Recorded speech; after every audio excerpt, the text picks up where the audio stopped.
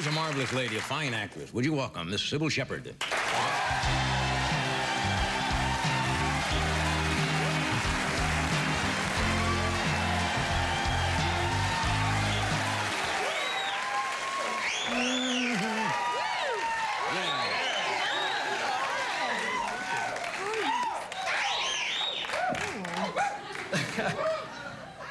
You're so funny.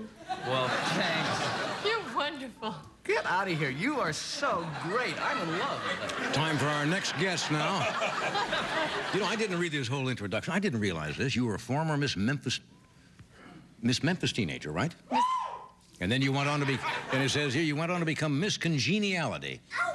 At a Miss Memphis Teenage? Miss Teenage Memphis, yes. Yeah. How do they judge Miss Congeniality? What does that mean? I mean, did the girls like you? The judges like you, or what? The girls like me. Yeah. But I was embarrassed to admit that for years. Why? Because I was trying to cultivate this aloof persona, but I'm not really like that at all. Yeah. Oh, that's funny. You think beauty? What do you think of beauty contests? Do you like? Are you for them or against them? Well, a lot of the feminists think they're, you didn't win. Well, I didn't win that one. They're better if you win them. Yeah. I didn't even make it in the finals. Yeah. The girl that won did hula as her talent. That's always the way it is. That's tough stuff. Did you win any luggage or anything like that, or you win something? So moonlighting has come to an end. Yes. Yeah. What were your feelings of that? You were on for what, 5 years? Well, 4 years, but really, calendar-wise, 5 years. That's a pretty good run. Oh, it was extraordinary. It was incredible. It was a break of a lifetime, and it was an enormous opportunity. I'll always be thankful for. But it was like getting out of prison, actually.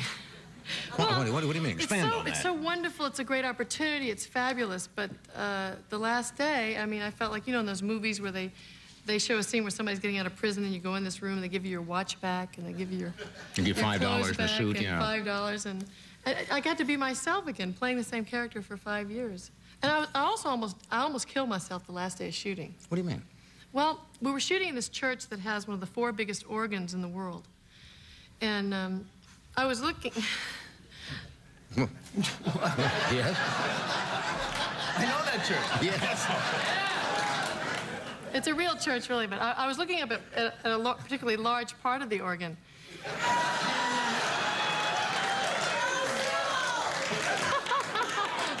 Yes. Right.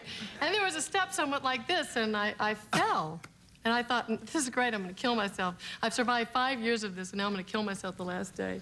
The tabloids were full of all kinds of things between you and Bruce Willis. Like you hated each other, you were shouting matches, name-calling, screaming, throwing stuff, all of that stuff. Yeah. Why don't you tell us what really went on? Well, we did all that. Did you really? We really did. You didn't get along? No, actually, underneath everything, we both have a lot of, why are you smiling? I'm smiling. Always smile at attractive ladies. Underneath it all? There's a lot of... Was this like a Virginia Woolf relationship, love-hate type of thing, or what? Well, no, there is a great respect and really love, I think. What did you fight about? Down underneath it, underneath all of it. Really down deep. I mean, what did you argue about? Was it ego problems? Well, it was like rats in a cage. I mean, like, too many rats in too small a cage, you start eating each other after a while. Yeah. But... Do you keep in touch? I mean... Well, we haven't talked since we stopped shooting, but... Really? But we really do. We really... we did a little bit of everything. I mean, if somebody calls you tomorrow and says, would you like to make a movie with Bruce Willis? Absolutely. You would? Okay. I think he's a wonderful actor. I have a great respect for him, and we just need a break from each other. Yeah. It was like being married to someone, like a forced marriage kind of thing. Yeah. But if you have to be forced marriage, I mean, if you have to be, forced to be married to someone, I guess that Bruce Willis would, be right up there. Yeah. You are a single lady now, or as they say? Yes. Yeah. Are you? But, I have to be honest that I don't know many men who could handle me 16 hours a day, Really? Why do you say that? What do you mean? Well, after 16 hours... Are you difficult to live with? Yes, I think, working 10 months straight, 16 hours a day. I mean, maybe you could handle it, but... No. No, I don't know. That's tough. Yeah. Are you easy to be around? What bugs you? What really sends you off? I think I'm... You have any patience at all? Yes, normally I do. Mm-hmm. But when you work, 16 hours a day for 5 years, there's a lot of stress, and it sometimes turns you into a kind of person that, like I threw a briefcase through a door once. Where was this? This was on the set of Moonlighting. It was near the end of the series, near the end of the year. It was, 10 months, and yeah. we were, it's just hard. I don't know, it's hard to do that, and I hate to complain because it's the greatest, thank you, it's the greatest opportunity of a lifetime. But I think shortly after that, Bruce threw a chair through the doors and we had to replace them. Yeah, sounds like a real nice relationship, yeah.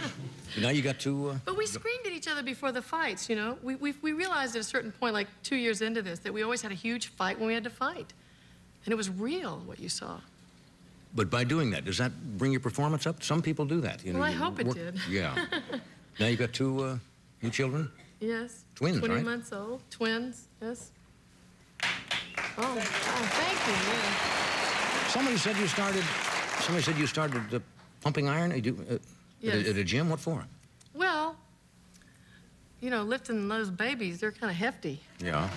And, so why not? Yeah. Now, what's coming up for you now? Now that you're not working regularly, are you more bored than you were when you were doing the Moonlighting? You're going to worry my mother and father by saying that, Why? not working regularly, because they're always concerned. When's your next job? When's your next job? Yeah. Well, I should have a job any minute. No, I have a couple of jobs, but it's just trying to figure out whether I can do both of them or if I just have to do one because of time constraints. Do you like more children? Like a big family? More children. Well, let's just say I have my hands full. Having twins is like having a barrel of monkeys. I mean, it's twice the joy, it's twice the blessing, and it's wonderful, but it's like 4 times the work. Yeah. Now, People always say, oh, why didn't you bring the twins? And I say, I'm not sure you really want 2 2-year-olds in your house. Tearing up, and they're ganging up on me at this stage. Yeah. They use each other. Here, get down on your knees so I can crawl up on you to reach this thing that mother's put up there. And biting and hair pulling has become a major thing. I was really worried about my daughter, about my son. Well, let's see, my daughter for a while, because my son was constantly pulling her hair and biting her, and then one day she woke up, and now we don't have that problem as much. Yeah. She's biting and pulling back. Do you get home? Do you get back to Memphis often? Not often enough. Yeah. Yeah. When you go back, did they treat you just like when you were there, or they say Sybil Shepherd movie star? Oh no, I didn't even win Homecoming Queen. I mean, it's just I'm just a normal person to them. Yeah. They kind of great equalizer. But I did buy a condominium there, and they voted on the board to not let me have it. They didn't want me living in the same. Yes, they voted. I bought it, and then the day before the furniture was supposed to go out to Memphis. Because you're in the entertainment business? Well, they did that in New York. Some people tried to buy a co-op or something, and they were turned down, I guess, on the grounds that they were in the entertainment business. Well, I don't know, because this one lady was quoted as saying, well, when Elvis moved in over there on Audubon Street, those people couldn't even get to their houses. Oh, so they were afraid that you'd have... They were afraid that would happen, but then they changed their mind, because everybody... It was actually a great thing, because people became aware that, that I wanted to come back home, and the mayor called me, and... That was nice. And they asked me to come back there, but I decided I needed to live somewhere else. Okay. We'll take a break. We'll be right back.